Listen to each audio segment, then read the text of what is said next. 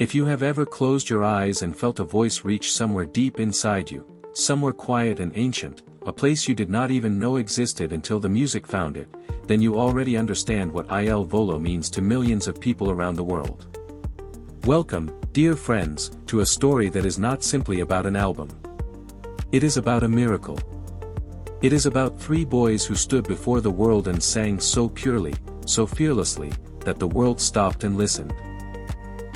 This is the untold story of Il Volo's debut album, and how it didn't just enter the charts, it entered our hearts.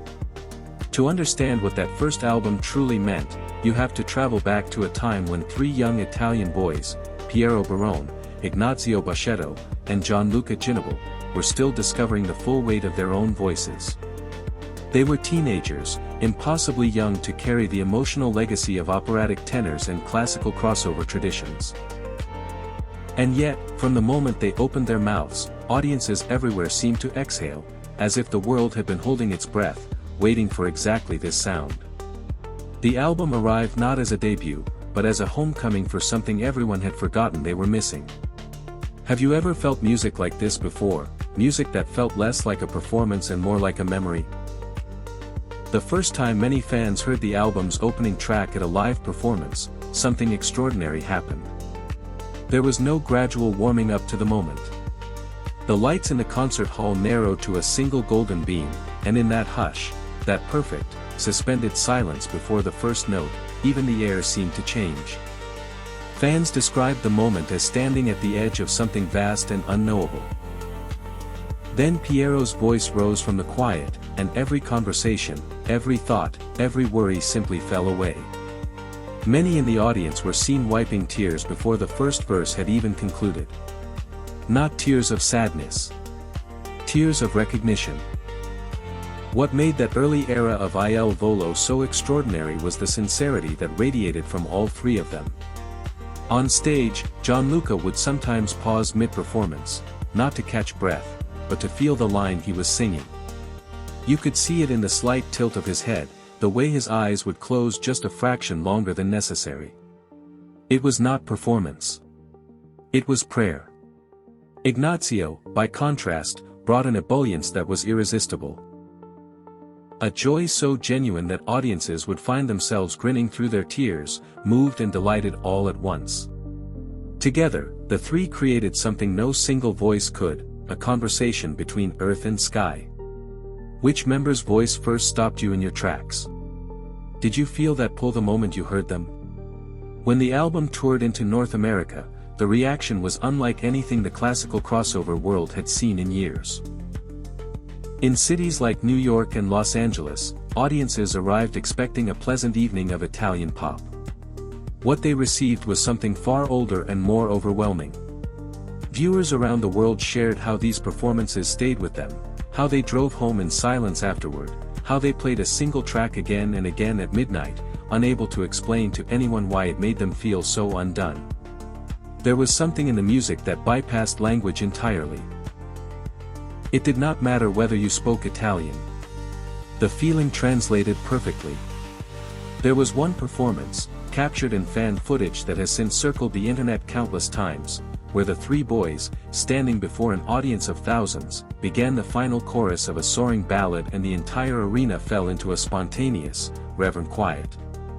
Not the quiet of boredom, but the quiet of awe. No one moved. No one reached for their phone. A woman in the front row held both hands over her heart as if steadying herself. When the last note faded, there was a half-second of pure silence, and then the standing ovation arrived like a wave, warm and unstoppable. Fans described the moment as something close to a spiritual experience. Did you feel this moment too, whether in that arena or watching from home? Tell us where you were when Il Volo first moved you. The album's journey through Europe carried its own texture of emotion. In Italy, their homeland, the pressure should have been greatest. Performing for a country that invented operatic tradition, that measures every tenor against the giants of Caruso and Pavarotti, could have been paralyzing. Instead, it was transformative. When they performed in Italian piazzas and historic theaters, something changed in the boys. A kind of rootedness settled over them, The crowd, often filled with grandparents clutching the hands of their grandchildren, recognized in these three young voices the sound of something they feared was lost. Many in the audience were moved to tears not just by the music, but by what it represented: continuity, survival, the passage of beauty from one generation to the next. Across every border, the album created a particular kind of silence that live music rarely achieves. It was the silence between notes, that charged, trembling pause when a voice has just delivered something extraordinary and the audience has not yet found its breath again. Il Volo understood, even then, how to inhabit that silence. They did not rush to fill it. They let it exist. And in that space, something real happened between performer and audience, a moment of mutual recognition that no camera could fully capture and no review could adequately describe. Which city's performance touched you the most? Was it the warmth of an Italian evening, the electricity of an American arena, or somewhere else entirely? Perhaps the most quietly powerful thread woven through the entire album era was gratitude. In interviews, in curtain calls, in the soft moments caught between songs when the lights went low, all three boys communicated an awareness that they were holding something precious, not just a musical gift, but an opportunity to connect. When Ignazio would reach out toward an audience member's outstretched hand, when Gianluca would bow low and slow and real, when Piero would hold the final note just a breath longer than anyone expected, these were not theatrical choices. They were acts of thanks. Acknowledgements that they understood what this music meant to the people receiving it. Viewers around the world shared how the album changed the way they listened to music entirely, how it reopened something that years of noise and distraction had slowly closed. Letters poured in from fans in their 70s who said Il Volo reminded them of why they fell in love. Parents wrote about playing the album for children who had never shown interest in classical music and watching their eyes go wide. Teachers described using the recordings in classrooms where students became still and attentive in ways they rarely managed otherwise. The music did not belong to one country or one age group or one kind of listener. It belonged to anyone willing to be moved. And that, in the end, is the untold story of Il Volo's first album. Not simply that three gifted teenagers recorded beautiful music and the world took notice. The real story is what happened in all the spaces that music created, in darkened concert halls and living rooms and car stereos late at night, in the tears that surprised people who thought they were done being surprised, in the silences that felt fuller than any sound. Il Volo did not simply conquer the world with their debut. They reminded the world that it still had a heart. And that music, at its most pure and fearless, is the language that heart speaks best. This music is a bridge.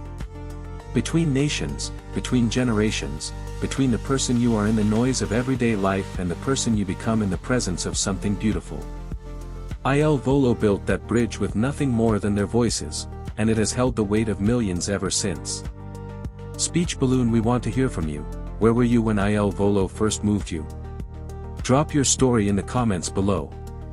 Red heart. Thumbs up if this journey touched your heart.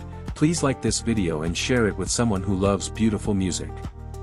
Bell, subscribe and ring the bell so you never miss another story from the world of Il Volo.